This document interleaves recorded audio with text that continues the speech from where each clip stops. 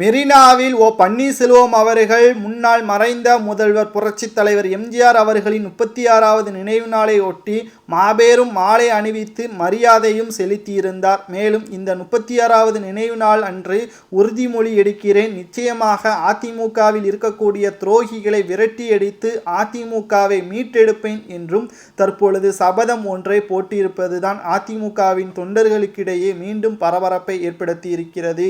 அதிமுகவில் இருந்து நீக்கப்பட்டதாக பன்னீர்செல்வம் அவர்களை எடப்பாடி பழனிசாமியின் ஆதரவாளர்கள் கூறிக்கொண்டிருக்கும் நிலையில் நீதிமன்றத்தின் இறுதி தீர்ப்பு வந்ததற்கு பிறகுதான் அதை உறுதி செய்ய முடியும் என்றும் பன்னீர்செல்வத்தின் ஆதரவாளராக இருக்கக்கூடிய வைத்திலிங்கம் அவர்கள் கூறியுள்ளார்.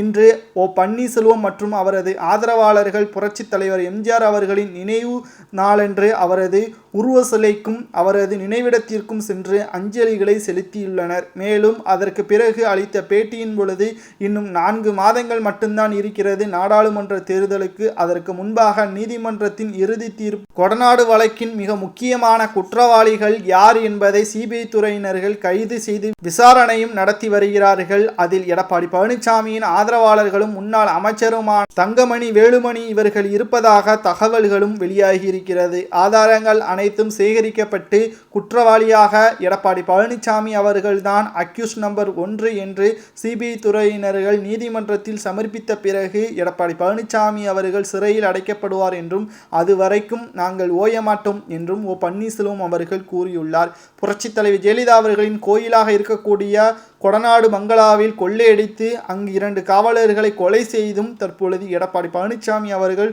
தனது ராஜ்யத்தை அதிமுகவில் உருவாக்கி இருக்கிறார்.